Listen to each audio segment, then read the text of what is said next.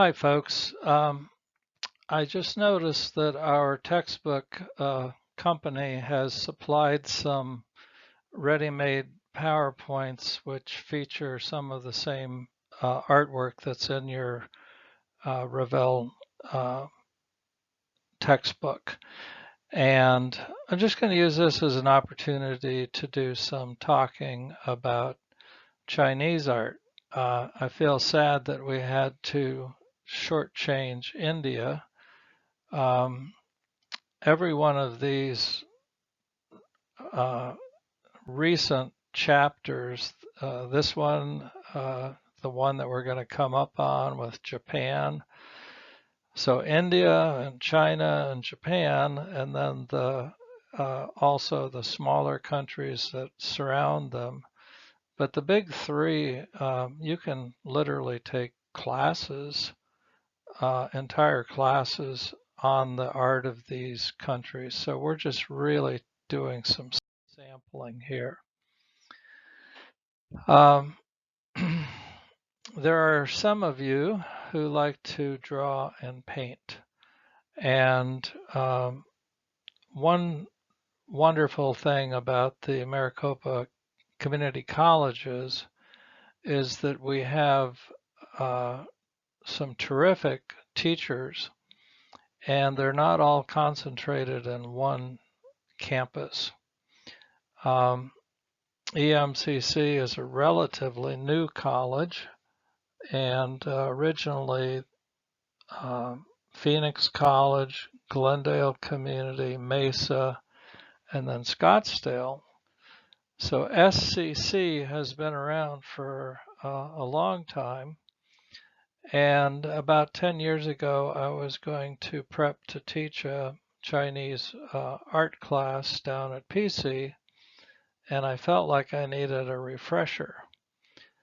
I had only taken it in my undergraduate curriculum in the 1960s. So I looked around and I found this terrific teacher by the name of Robert Yu. And I'm going to let you peruse the bio right here.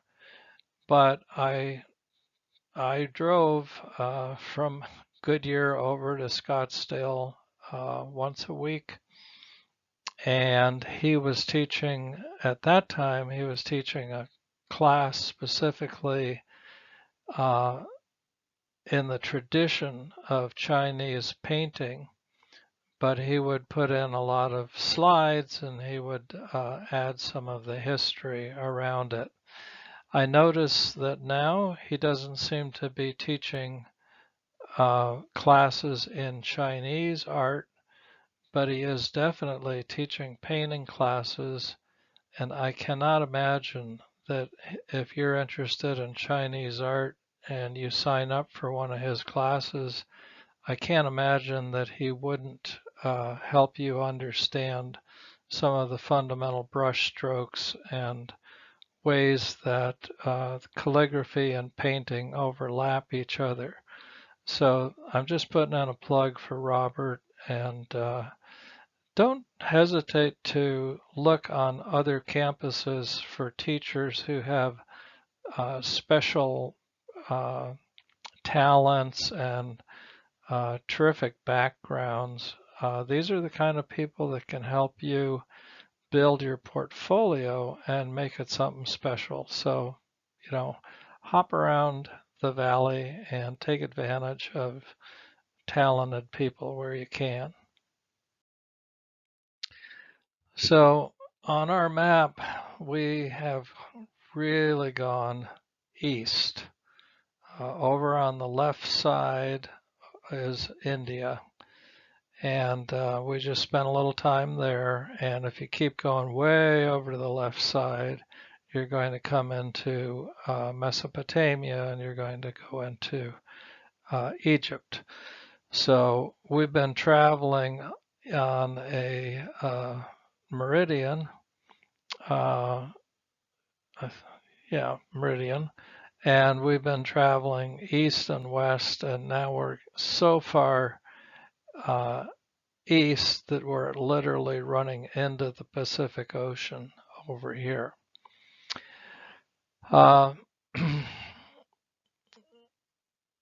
Western China is a lot of desert. And of course, you know about the Himalayan mountains. So China developed around these three river systems. We'll take a little break here. This is just to show you. This is 210 BC. And you've been looking at funerary art in Egypt, the fantastic pyramids that have been built above ground, as well as tombs that are cut into the rock. There are some fabulous tombs in China, and this is one of them right here. This is called Qin Dynasty, and the ruler decided that he was going to take an entire army into the afterworld with him. So it's called the Terracotta Army, Terracotta Soldiers, and each one of these figures is similar, but they have, like human beings, they have also been modified to be distinct. No two are the same, and there are hundreds of these life-size soldiers made out of fired clay. That's why we say terracotta. And as the tomb was being built, they put trenches all around this burial chamber that was in the middle, and they planted soldiers. You'll have to read about this in your text. They planted a perimeter of soldiers, and also some of the horses, life-size horses. And when the tomb was covered up with earth, all of this was covered up with earth, and you didn't know that there was a tomb underneath it. It was just hidden from sight.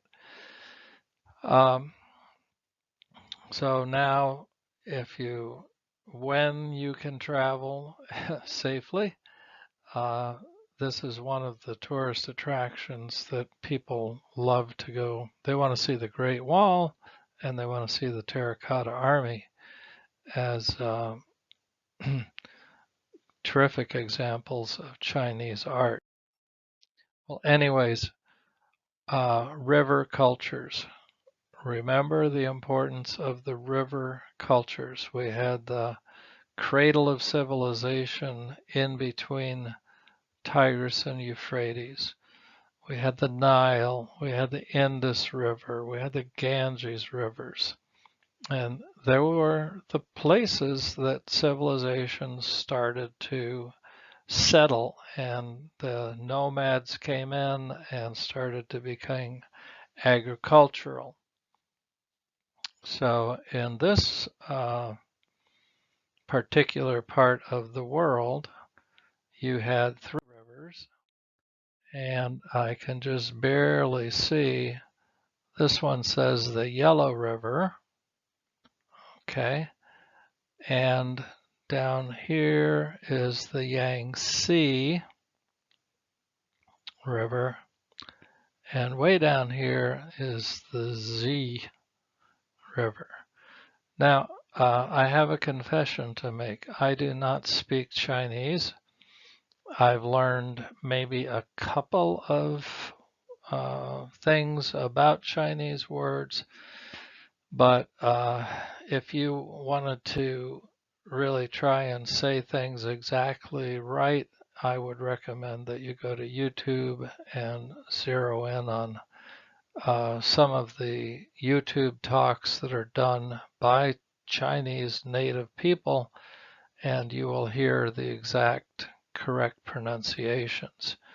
But for the moment, the important thing is that when you go back in time and turn the hands of time back to prehistoric times, wherever there's a river, there's a potential for a civilization. Now, the word China has been translated as the people, and it is understandable because there were so few nomadic people above and around, and the Chinese people were not explorers, so everything was kind of contained in this circle, and they saw each other as people, and they just talked about themselves as the people. And later on, when other people started to introduce themselves from other parts of the world, they were curious, but they did not give them much credit because China has this long reputation as being a civilized country. And in the early days, it was like, well, China is the center of the universe. It's the belly button of the universe. So you have seen pottery. You've heard about Egyptians and Persians making a potter's wheel and creating fired ceramics. Here you have a bowl, and we're talking about Neolithic periods. So this is not the Stone Age, although there were Stone Age people discovered in caves. The Peking Man discovered, and also just as old as some of the other prehistoric civilizations or tribes, I think you would call them. But I'd like you to look, and you're going to see here a fish kind of a symbol, and I'm not sure exactly what this is up here, but this type of brushwork started prehistorically, and you're going to be able to see it run through 8,000 years of Chinese culture.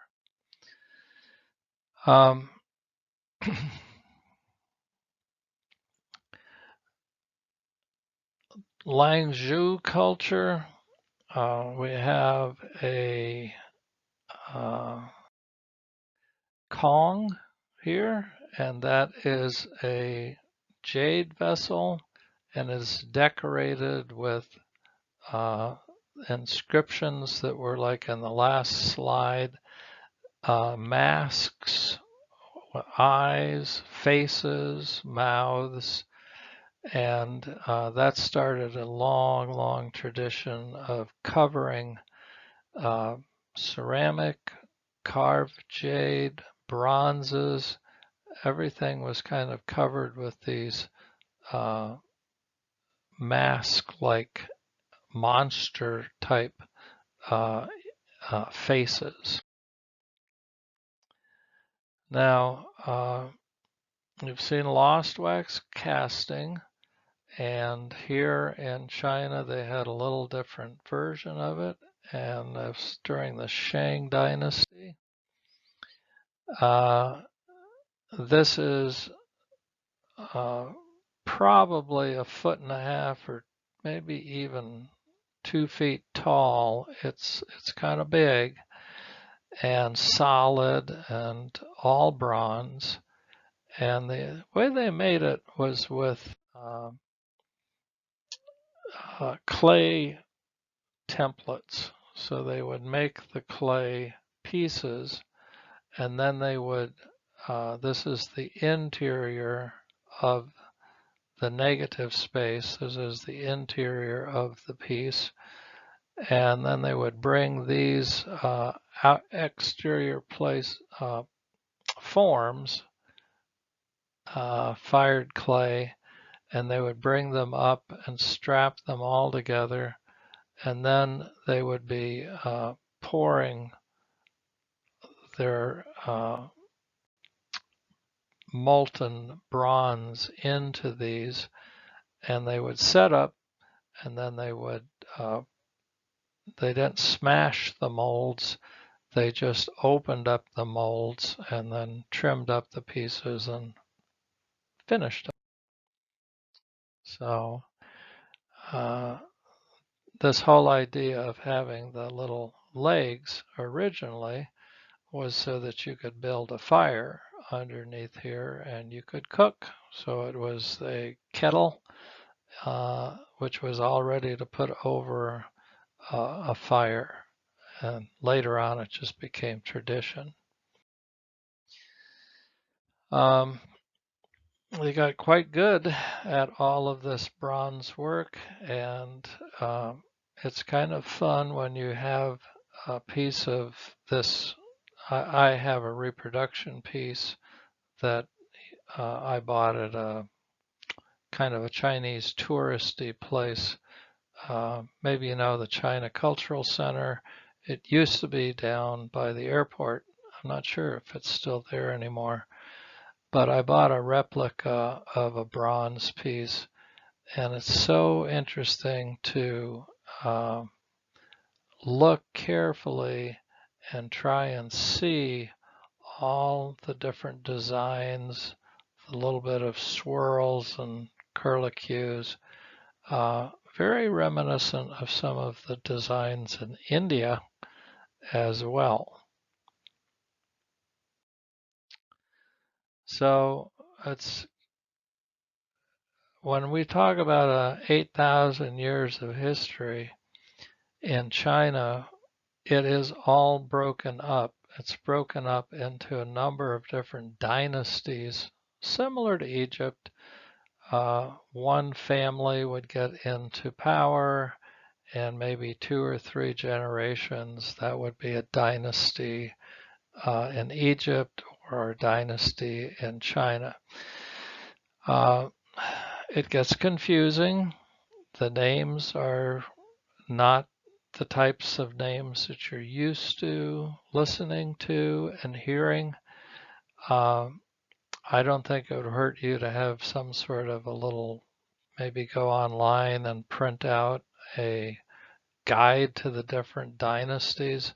Some of them are more famous for artwork.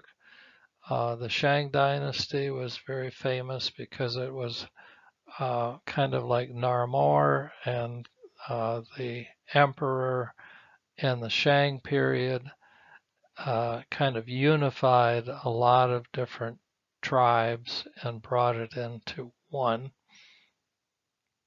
But interestingly, if you read the history of the Shang Dynasty, as it aged, it became decadent and everybody was in party mode, and they didn't understand that there was a threat from another group of people who came in and wiped out the Shang Dynasty. So in between dynasties, there's usually a type of almost anarchy. There's power grabs. So there may be maybe 400 or 500 years of solid culture, and then it gets all scrambled up for 100 years while the next dynasty is forming. Now, tomb sculpture, these are bells, and I can't imagine how happy archaeologists were to discover these bells that were way down underneath the ground in a palace. So the tomb for the Chinese emperors were basically what they lived in above ground, and then they would build a chamber underground that was very similar to that. And like the Egyptians, they furnished the tomb as if it was a functional house. And they wanted the spirit of the emperor to be able to sit down and have a musician play these bells. And there is a story that's circulating in art history circles. I'm not sure if it was this set of bells or another set of bells, but the archaeologists had taken them out of the ground and brought them to a museum and allowed a contemporary 20th century or 21st century musician to practice playing music on this old instrument. The last time that it had been played had been in maybe 200 BC or 300 BC, and then it was put in a time capsule. And as far as we know, nobody had been playing it unless there was a spirit that was playing it until the archaeologist uncovered it and brought it up into the light of day. And the museum said, let's have a concert and let's use this instrument that was last heard by ears in the Zhou dynasty. So pretty amazing stuff.